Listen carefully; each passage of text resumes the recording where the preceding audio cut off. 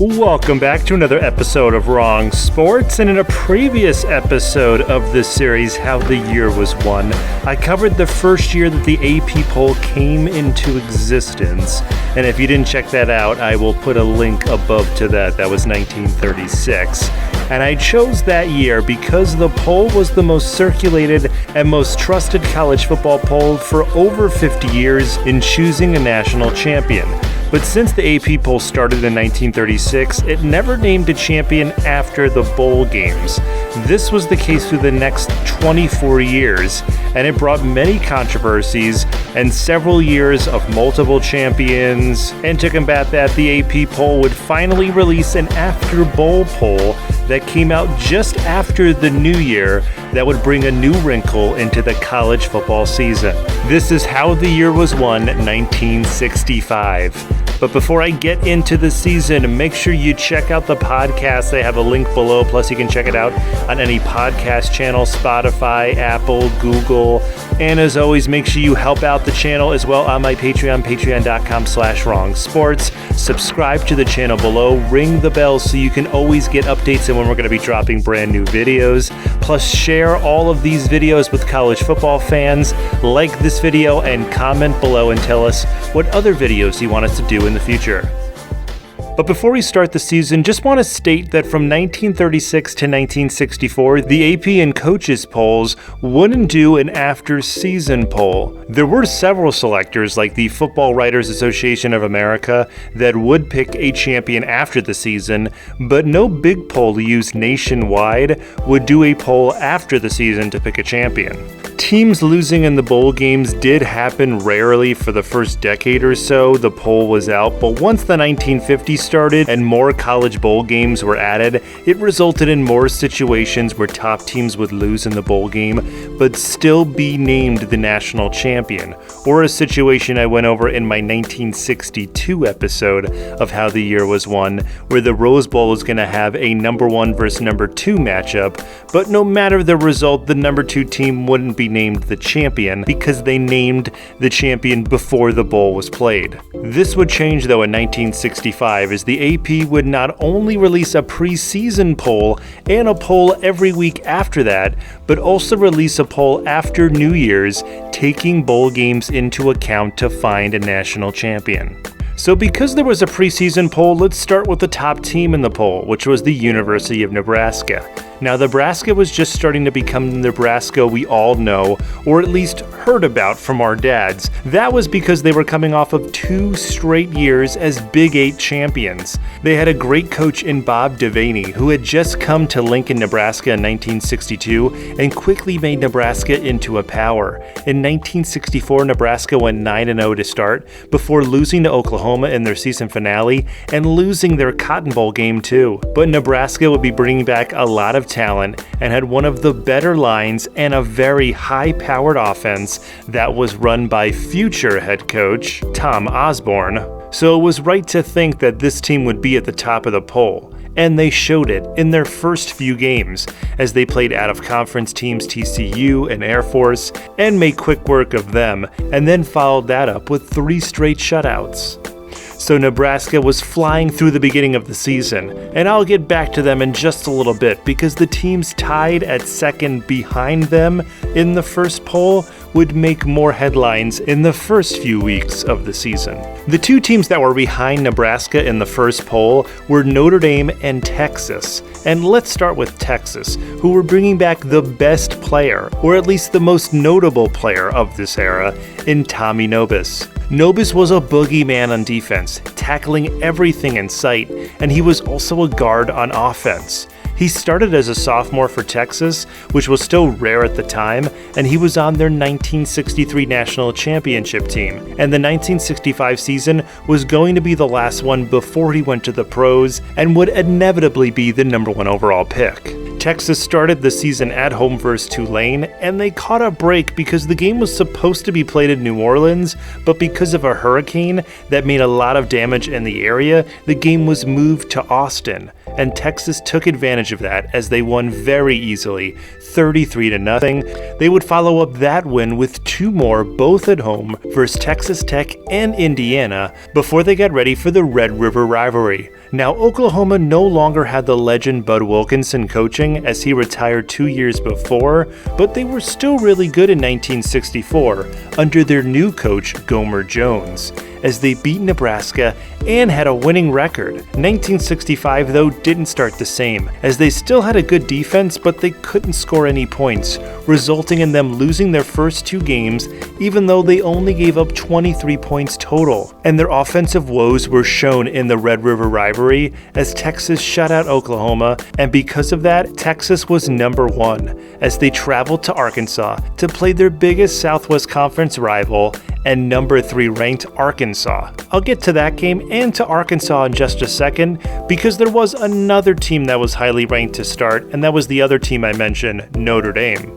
Now, Notre Dame were coming off of a magical first season under their new coach Ara Parsegian in 1964, as they went 9-1, and they had a Heisman Trophy winner in John Hort. They wouldn't have the Heisman Trophy winner back, but they were still bringing back a great defense this year, and their leading rusher from the previous year, Bill Wolski, was coming back too.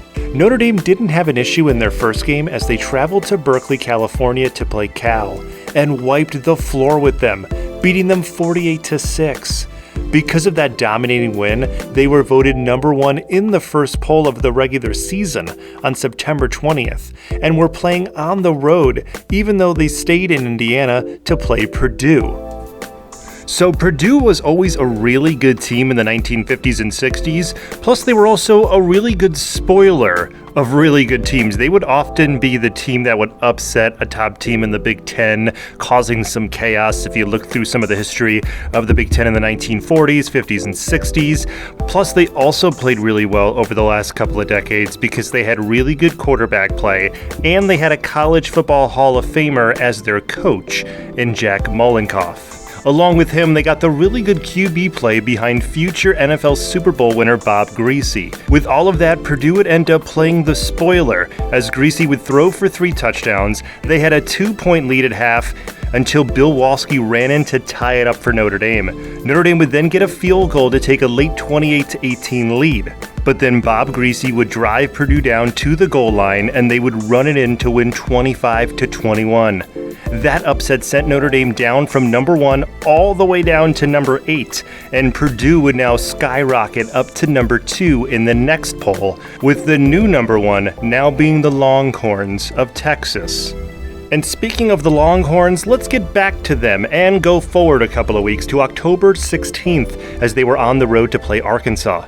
Texas were now number 1 for 3 weeks, and Arkansas had climbed to number 3. So this game would not only put the team in a prime position to win the Southwest Conference, but also possibly the national title. Arkansas were a fantastic team in the 1960s. They were led by Frank Broyles, who of course is a legendary College Football Hall of Fame coach. And Arkansas always had a great defense and also had a great offensive rushing attack. And they would put all of that together to be fantastic as they were undefeated in 1964. But due to polls coming out before the bowl game, they didn't win the national title. So they were on a 12-game winning streak to start this season of 1965. The team rolled over their first 4 games to be 4-0 when they would meet Texas. The game was going great for Arkansas, as they had a 20-0 lead early in the second quarter, but then Texas would get rolling, outscoring Arkansas 24-0 to have a 24-20 lead late in the game. Arkansas would rely heavily on their rushing attack and eventually get in the end zone with less than 2 minutes left to hold on and win 27-24. So after that win now, it would shoot Arkansas all the way up to the top of the polls as they were the new number 1. It would send Nebraska to number 3, who continued to win, and there would be a new number 2 team halfway through October.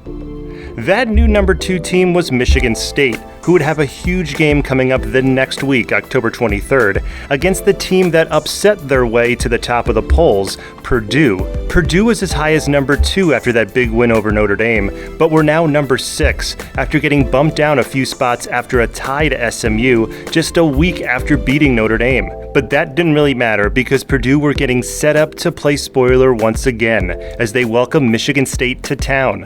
Michigan State were coached by Duffy Daughtry, who was known for his powerful teams, especially on their offensive line and defensive line, and also they were known this year for recruiting black players from the South, which was still not happening in the Southwestern Conference or the SEC. And because of that, Michigan State was able to recruit Bubba Smith out of Texas and George Webster out of South Carolina, which made their defense the strongest of any team in the Big Ten. And they would need their defense to help them turn around this team, as they were 4-5 the previous year, but started to show how good they were in their first game versus UCLA. In that game, they dominated and showed off their scary defense by winning 13-3, and then won their next 4 games by giving up less than 7 points in all of them. And after destroying Ohio State 32-7, it propelled Michigan State all the way up to number 2 before this game versus Purdue.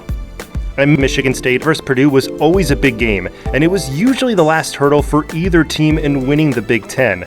This game would be no different, as Purdue jumped out to a 10-0 lead, but then Michigan State's defense stood tall the rest of the game, kept Greasy in check, and allowed their offense to get in the end zone twice and win 14-10. With that big win, Michigan State leapfrogged Arkansas, even though Arkansas had more first-place votes, and the final AP poll of October was Michigan State number 1, Arkansas number 2, and Nebraska at number 3. Now, the reason why I'm mentioning this is because for the rest of the regular season, this wouldn't change. All 3 teams would win their next few games to be 9-0 just before Thanksgiving and stayed in that same poll position of Michigan State number 1, Arkansas number 2, Nebraska number 3.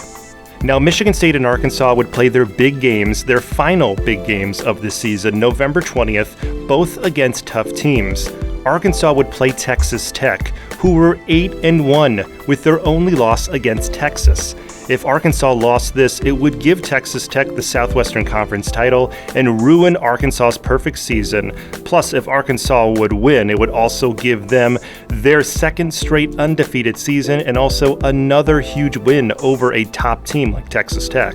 And guess what? Arkansas would roll over Texas Tech 42-24, completing their second straight undefeated regular season, and we're now on a 22-game winning streak to end this season. Meanwhile, Michigan State would have their regular season end versus Notre Dame, who were number 4 after the loss to Purdue, but they would go on a 6-game winning streak, including a big win over number 4 USC to keep Notre Dame in the top 10. Now that happened just before Halloween, and that would propel them up to number 4, and Notre Dame pretty much stayed either 4 or 5 for the rest of that month. Michigan State already had the Big Ten title all sewed up, and they were on their way to the Rose Bowl coming up next month. And I'll get to more on their Rose Bowl opponent in just a bit, but they had to get through Notre Dame on the road to keep that top spot going. Now, Notre Dame tried all game, but they couldn't get through the Michigan State line, and Michigan State would win 12-3 to complete their season 10-0. With number 1 Michigan State and number 2 Arkansas seasons all done, it was now all up to number 3 Nebraska, as they had their famous Thanksgiving matchup versus Oklahoma. Nebraska wasn't going to take Oklahoma lightly, even though Oklahoma was 3-5 and had just got shut out the previous week. The reason for that was because Nebraska was looking for revenge, as Oklahoma beat Nebraska last year, ruining Nebraska's perfect season. This game was starting to look like it was gonna go that way again, as Oklahoma had a 9-7 lead at half, but then Nebraska's defense stopped Oklahoma from scoring again, and Nebraska went on to score twice, winning 21-9, and officially winning the Big 8 Conference, going undefeated for the first time under Bob Devaney. So with the regular season over, it was time for the final AP poll of the regular season. So this poll wouldn't name a national champion like the previous year, but instead it would make bowl games even more interesting and even more worthwhile to watch. Since this was 1965, all bowl games had conference tie-ins. So because of that, numbers 1, 2, and 3 wouldn't play each other, so we wouldn't get to see an actual national championship game. Instead, we would get a bunch of high-stakes showcase games, as in the Cotton Bowl, number 2 Arkansas would play the unranked but 7-3 LSU from the SEC. In the Orange Bowl, number 3 Nebraska would play the SEC champion and number 4 ranked Alabama, while in the Rose Bowl, Michigan State would play the Western champion and a team they had played already, in number 5 UCLA. And we'll get to the Rose Bowl in just a second, but I'm going to go in order of the bowl games when they were played on New Year's Day. So we're going to start with the Cotton Bowl, which was played first in the morning. Now LSU was invited to this game, and it was kind of weird because they weren't the SEC champion. They were actually 3-3 and in 6th place in the SEC, but they were ranked in the top 10 and destroyed Tulane in their final game 62-0, which impressed Cotton Bowl officials enough to take them into the game. Another reason might be because other SEC teams were already signed on to play other bowl games, and the Cotton Bowl rarely picked teams from outside of the South or the Southwestern Conference. Plus, like now, LSU fans traveled well, so selling out the game wouldn't be hard to do. The game was sold out, and the fans in attendance were treated to a great game, as Arkansas would score first, but then LSU's defense stopped the rushing attack from Arkansas and scored twice before the half to take the lead 14-7. In the second half, Arkansas couldn't do a thing, but LSU couldn't do a thing, which only helped LSU and gave them the 14-7 win, causing Arkansas to suffer their first loss in over 2 years and get knocked out of the running for the national championship. So after that big upset, next in the day was the Rose Bowl. Now you will remember that UCLA started the season losing to the Rose Bowl champion Michigan State, 13-3. After that, the overlooked Bruins would then go on a 7-game undefeated streak, surprising national powers like Syracuse and Penn State along the way, and they were going into the 1965 UCLA-USC rivalry ranked number 7. The conference championship and the Rose Bowl were on the line in this game, and number 6 USC were led by Heisman Trophy winner Mike Garrett. And the game would go USC's way to start as they were leading 16-6, until UCLA got a touchdown on a pass from their quarterback Gary Beeben, and after the 2-point conversion, they made it 16-14. UCLA would recover the onside kick, and then Beeben would hit a 50-yard touchdown bomb to give UCLA the win, 20-16. So now UCLA would be on their way to the Rose Bowl, but coming up after that big game, they would play another pretty big, important game. It would happen down south in Memphis in the new Liberty Bowl, as they would play Tennessee. Now this game was important because UCLA was an integrated team and Tennessee wasn't, so this was one of the first few times that an integrated team would play an all-white team from the South in the regular season. It did happen in a bowl game or two, but this was one of the first few times it would happen in the regular season.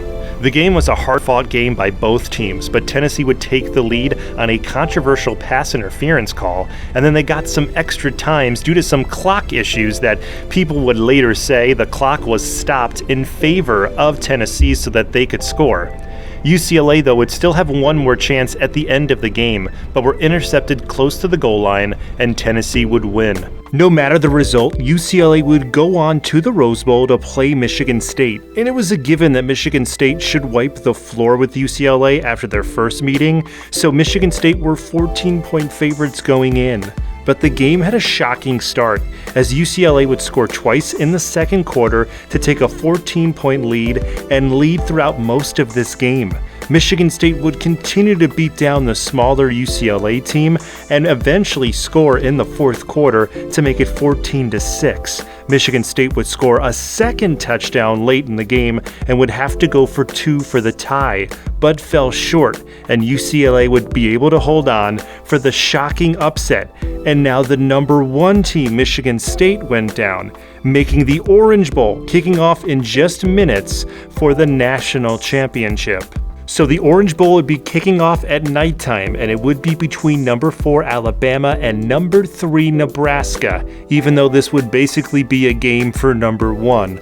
Unless all the voters were to vote against the winner of this game and vote in maybe UCLA since they won, or maybe vote in Michigan State since they were the number 1 team going into this day and they lost by a slim margin. Now, I have mentioned Nebraska throughout this season, but I really haven't mentioned Alabama yet. And that was because this team was playing from behind to start their season. First off, Alabama was ranked number 5 to start the season, but then in their first game versus Georgia, they were upset after Georgia would score a touchdown late and went for a 2-point conversion to upset them, 18-17. That loss would knock Bama out of the top 10. But then the legendary coach Bear Bryant would step in, and behind his great quarterback play from his starting quarterback Steve Sloan and the rarely used but dangerous backup quarterback Ken Stabler, plus the usual great defense, this Alabama team would go on a roll. They would get their first win of the season in a shutout over Tulane, and then they would face Ole Miss at home. Ole Miss controlled the game pretty much all game as they had a 16-7 lead late in the fourth quarter, but then Bama would get a field goal and a game-tying touchdown from Sloan, and they converted the extra point to complete their comeback in the fourth quarter and win 17-16. They would have it a little easier in their next game as they would play Vanderbilt and beat them 22-7 to make them 3-1 when they welcomed Tennessee to town.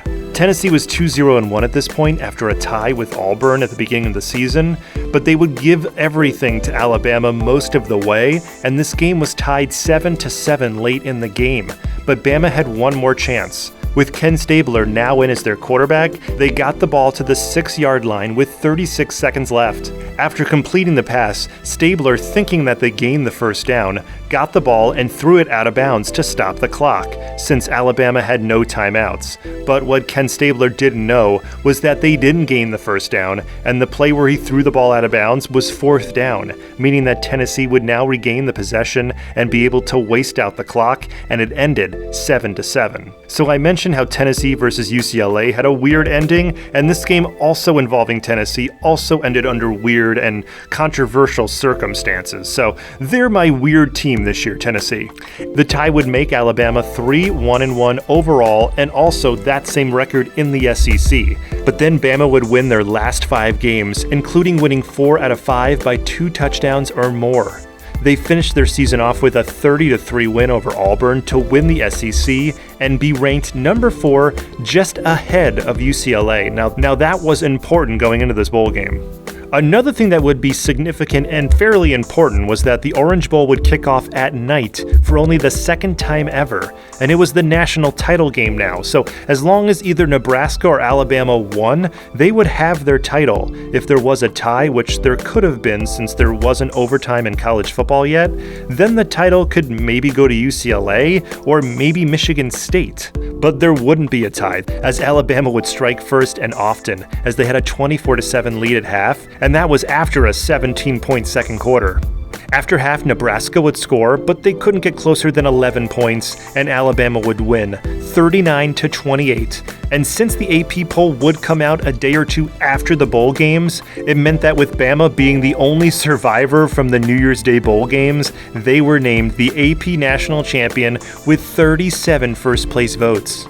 Coming in just behind them was Michigan State, who were named the UPI, or the United Press International, national champion. That was because they were ranked number 1 in the coaches poll, and the coaches poll was done before the bowl games. The Associated Press poll wouldn't do a poll after the bowl games in 1966 or 67, and for what reason I couldn't really confirm, but they did bring back the after bowl game poll for the 1968 season and have done it ever since. Definitely makes the bowl games more exciting, and back in the 1960s, bowl games were already pretty big and exciting since there weren't many to go around. So that is why I wanted to cover this season. I also wanted to cover this season to kind of give you a summary of the polls and how important the polls were to college football, because in my previous episode of 1936, I mentioned how having a poll done during the regular season was big. Well, when they had a poll happen after the bowl game, that was even bigger because there was tons of controversy in the 30 years between where there could have been potential national champions that were wiped out due to bowl games or wiped out because they couldn't go to a bowl game, and I will be going over those in future episodes of how the year was won. So I hope you enjoyed this episode. Make sure you give me a like below. Make sure you share this video with another college football fan, and as always, subscribe to the channel below. Ring the bell so you can get updates on when I'm going to be dropping brand new videos, and of course follow me on Twitter @SportsWronged, and have a fantastic day.